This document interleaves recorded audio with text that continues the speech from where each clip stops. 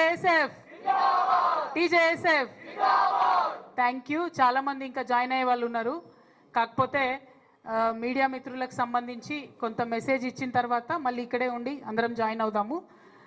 ఇవాళ షేర్లింగంపల్లి కూకట్పల్లి నుండి పెద్ద ఎత్తున తరలి వచ్చినటువంటి విద్యార్థులందరూ కూడా హృదయపూర్వకంగా కృతజ్ఞతలు తెలియజేస్తా ఉన్నాను. ఎందుకంటే తెలంగాణ జాగృతి అనే సంస్థ ముందు నుండి కూడా తెలంగాణ కాన్షియస్నెస్ని కాపాడడం కోసం, తెలంగాణ అస్తిత్వాన్ని కాపాడడం కోసం పనిచేస్తున్నటువంటి ఆర్గనైజేషన్. ఈ ఆర్గనైజేషన్ని స్ట్రెంథెన్ చేయడానికి, స్టూడెంట్ ఇష్యూస్ మీద పర్టికులర్గా ఫైట్ చేయడానికి వచ్చినటువంటి వారందరికీ ధన్యవాదాలు. బీజేవైఎం నుండి సాయి అనే అబ్బాయి తను జాయిన్ అవుతూ లక్కిరెడ్డి అండ్ చిన్ను వీళ్ళందరి ఆధ్వర్యంలో పెద్ద ఎత్తున షేర్లింగంపల్లి నుండి కూకట్పల్లి నుండి తరలి వచ్చిన విద్యార్థులందరికీ కూడా మళ్ళీ ధన్యవాదాలు. మీకు తెలుసు, ఇదివరకు తెలంగాణ స్టేట్ కోసం మనం కొట్లాడినప్పుడు, ఫైట్ చేసినప్పుడు forefront of the moment విద్యార్థులు ముందు వరుస ద మూమెంట్ విద్యార్థులు ముందు వరుస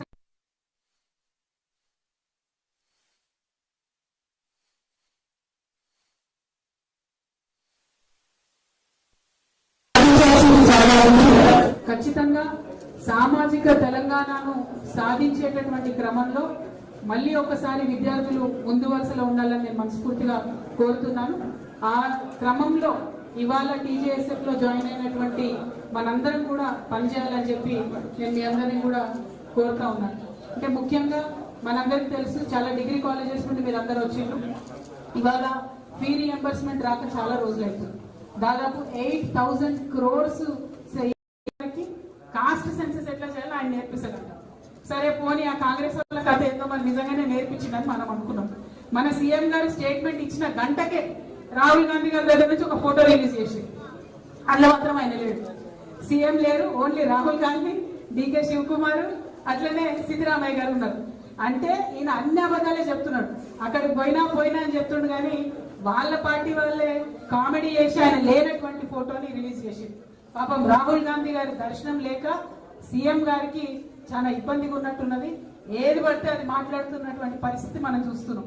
కాబట్టి సీఎం గారిని మేము కోరేది ఒకటే, మీ దర్శనాలు ఆ సంగతి పక్కన పెట్టి పీపుల్ ఇష్యూస్ మీద మాత్రం మీరు ఇమీడియట్ గా స్పందించండి. 8,000 rupees ఏదైతే ఫీ రియంబర్స్మెంట్ ఉందో అది 8,000 crores ఫీజు రియంబర్స్మెంట్ ఇమీడియట్ గా రిలీజ్ చేయమని చెప్పి డిమాండ్ చేస్తున్నాం. ఇంకొక మాట, రేవంత్ రెడ్డి గారు మొన్న ఏదో బుక్ రిలీజ్ ఫంక్షన్ పోయింది. అక్కడ ఏం మాట్లాడుతున్నారు, మీరందరూ స్టూడెంట్స్, మీకు తెలుసు ఏం మాట్లాడుతున్నారు. నేను ఆర్ఎస్ఎస్ స్కూల్కి పోయినా, టీడీపీ కాలేజ్కి పోయినా, జాబ్ మాత్రం కాంగ్రెస్ దగ్గర చేస్తున్నా అని చెప్తున్నాడు ఆయన. కాకపోతే ఆ చేస్తున్న జాబ్ లో కూడా కనీసం 36 marks కూడా వచ్చినట్టయితే నాకు అనిపిస్తలేదు. స్కూల్లో కూడా కాలేజ్లో కూడా పాస్ అయినట్టు అనిపిస్తలేదు. ఎందుకంటే ఆర్ఎస్ఎస్ స్కూల్లో ఏరి టీడీపీ కాలేజ్లోకి పోయి ఉద్యోగం కాంగ్రెస్ లో వచ్చిందంటే అర్థం ఏంటి?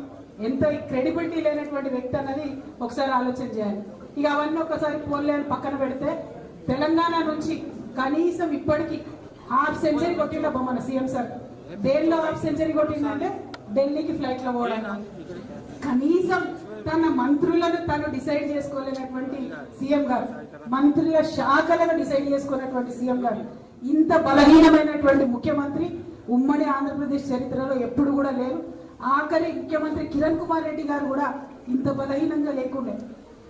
ఇవాళ 50 times ఢిల్లీకి పోతున్నారంటే, ఏ చిన్న నిర్ణయానికైనా ఆయన ఢిల్లీకి పోతున్నారంటే తెలంగాణ ఆత్మగౌరవాన్ని ఢిల్లీలో తాకట్టు పెట్టినట్టుగానే మేము భావిస్తా ఉన్నాం. ఈ వైఖరిని ఖండిస్తూ మరి తెలంగాణ రాష్ట్రం కోసం జరగాల్సినటువంటి నిర్ణయాలను తక్షణమే ముఖ్యమంత్రి గారు తీసుకోవాలని డిమాండ్ చేస్తూ,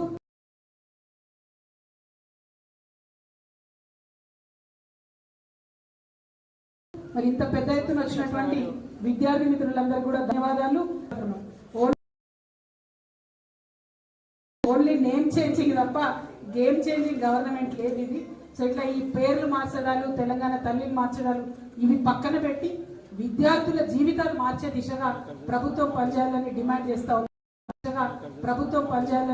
చేస్తా ఉన్నాను. Thank you. జై తెలంగాణ, జై తెలంగాణ.